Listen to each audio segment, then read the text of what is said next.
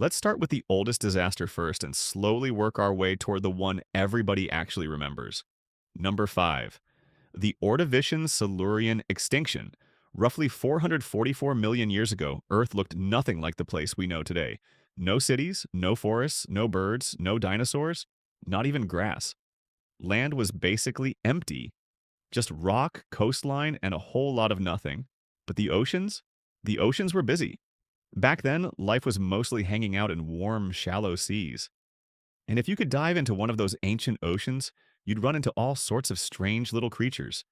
Trilobites everywhere, brachiopods, crinoids waving around like underwater plants. Early shelled animals drifting around like they owned the place, which, to be fair, they kind of did. For a while, life was doing pretty well. The seas were full, ecosystems were stable, and things were moving along nicely. And then Earth decided to ruin everything. A massive ice age began. The supercontinent Gondwana drifted over the South Pole, and snow started building up on land faster than it could melt. Year after year, more ice piled up. Giant glaciers formed, water got trapped in ice sheets, sea levels dropped. And that was a huge problem, because most marine life was living in shallow coastal waters. So when the sea pulled back, their homes basically vanished. Imagine waking up and your whole neighborhood is just gone. Then, after life somehow survived that, the climate swung the other way. The planet warmed up again, glaciers melted, sea levels rose, and ocean chemistry got thrown out of balance. Oxygen levels dropped in many marine environments. So first, everything freezes. Then everything floods and suffocates. Very cool, Earth. By the time it was over, around 85% of marine species were gone. Not a great week for trilobites. Number 4. The Late Devonian extinction. Fast forward to around 372 to 359 million years ago. Now the planet was finally starting to feel a little more alive. The first real forests were spreading across the land. Plants were growing taller, roots were digging deeper, and soil was forming in ways it hadn't before. Life wasn't just clinging to the sea anymore. The world was changing. And in the water, things were getting weird in the best possible way. Armored fish cruised through the oceans like underwater tanks. Early sharks were showing up. Giant sea scorpions were out here looking like something a sleep-deprived artist would invent at 3 a.m. And maybe most importantly, some animals had started doing that awkward little phase where they were halfway between fish and land animals. You know the type. Not quite walking, not quite swimming, just flopping around with ambition. It was a major turning point in the history of life. And then, once again, everything started falling apart. As forests expanded, they pulled more carbon dioxide out of the atmosphere. That helped cool the planet.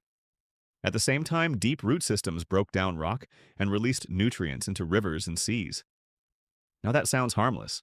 It was not harmless. Those nutrients fed enormous algal blooms in the oceans. The algae spread, died, decomposed, and used up huge amounts of oxygen in the water. Entire marine regions turned into oxygen-poor dead zones, which is a fancy scientific way of saying a lot of sea creatures suddenly found themselves in places where breathing became a terrible long-term plan. This extinction didn't happen in one clean, dramatic slap. It came in waves. Repeated environmental stress, repeated ecosystem collapse, repeated losses. So nature didn't just trip once. It kept kicking life down the stairs. By the end of it, around 75% of species disappeared, which is especially rude considering life had only just started getting creative. Number 3. The Permian-Triassic extinction. Around 252 million years ago, Earth delivered its most unhinged performance yet. This was the Permian period, and by now life was absolutely everywhere. The continents had merged into the giant supercontinent Pangaea. The land was crowded with early reptiles, mammal-like creatures, insects, and predators that looked like they were designed by someone who hated peace. The seas were also full of life. Reefs, fish, shell-bearing animals, ancient relatives of many later marine groups, all doing their thing. On land, ecosystems were getting big, complex, and competitive. Hunters hunted, herbivores grazed, weird little ancestors of future animals were trying their best. For once, Earth looked like it was really building towards something. Then the Siberian traps erupted. And when I say erupted, I do not mean one volcano having a dramatic afternoon. I mean, colossal volcanic activity on a scale so absurd it changed the entire planet.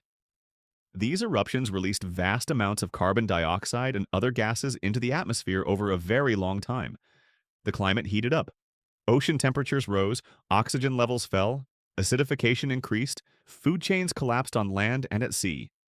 The world became hotter, drier, and less stable. Habitats failed, species vanished, ecosystems unraveled. If previous extinctions were nature hitting the reset button, this one was nature unplugging the whole console and throwing it across the room. It was so severe that scientists often call it the Great Dying. And honestly, that is not an overstatement. By the time it ended, roughly 90 to 96% of marine species were gone, along with about 70% of land vertebrate species. This was the biggest mass extinction Earth has ever seen, which means if life on Earth had a worst day ever, this was it. By far. Number 2. The Triassic-Jurassic extinction. After the Permian disaster, life slowly clawed its way back. And that alone is kind of insane, because no matter how many times Earth turns into a nightmare, life keeps crawling out of the rubble like, maybe this time it'll work. By around 201 million years ago, the Triassic world had recovered enough to become interesting again. Pangaea was still mostly intact.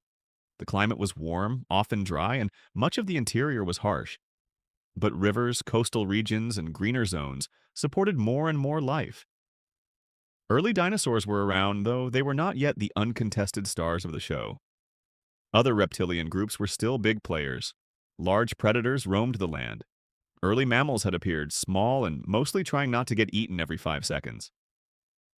In the seas, marine reptiles and other ocean life were diversifying too. Basically, the cast was assembled. The competition was open. No one fully owned the planet yet. Then Pangaea began to split apart. That tearing of the continents was accompanied by massive volcanic eruptions associated with the Central Atlantic Magmatic Province. Again, a very long and scientific name for Earth, being violently inconvenient. These eruptions pumped huge amounts of carbon dioxide into the atmosphere. Climate instability followed. Temperatures rose. Ocean chemistry shifted. Many marine environments lost oxygen. And once again, species that were doing just fine suddenly found themselves in a world that no longer wanted them there. A large portion of life disappeared. Around 70 to 75% of species were wiped out. But here's the twist. A smaller group made it through. Not necessarily the biggest, not necessarily the strongest looking.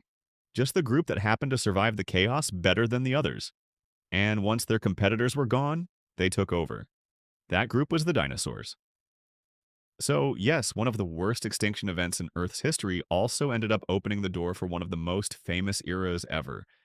History is weird like that. Number 1. The Cretaceous-Paleogene extinction. And finally, we get to the one everyone knows. Around 66 million years ago, dinosaurs had been ruling the planet for a very, very long time.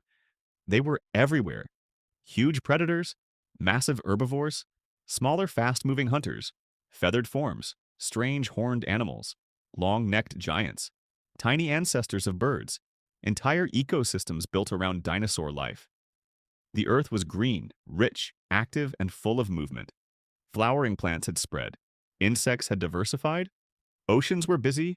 Land was thriving. Dinosaurs were not barely surviving, they were winning. Hard. If you were standing on Earth at the time, it probably would have looked like this reign was going to continue forever. And then one day, it didn't. A giant asteroid struck near what is now the Yucatan Peninsula in Mexico. The impact released an amount of energy so huge that it changed the planet faster than most extinction events ever had. Shockwaves tore outward. Wildfires spread across vast regions. Dust, soot, and debris were blasted high into the atmosphere. Sunlight was blocked. Temperatures dropped. Photosynthesis crashed. Food chains broke. And when food chains break, it does not matter how cool, large, fast, armored, or famous you are still in trouble. This event didn't kill everything. That's important. Crocodilians survived, turtles survived, mammals survived. Birds who are technically dinosaur descendants survived too. But non-avian dinosaurs finished. After dominating Earth for tens of millions of years, their era came to an end. Around 75% of all species on Earth disappeared. And from that destruction, the age of mammals eventually rose. which is the only reason a primate with anxiety and Wi-Fi gets to sit here millions of years later talking about it. So the next time you think human history feels long, remember this. Our species has only existed for a tiny fraction of Earth's story. Long before us, life ruled the oceans, conquered the land, built entire ecosystems, got nearly erased, recovered, and got smashed again. 5 times. And somehow life still kept going, which is either inspiring or a warning.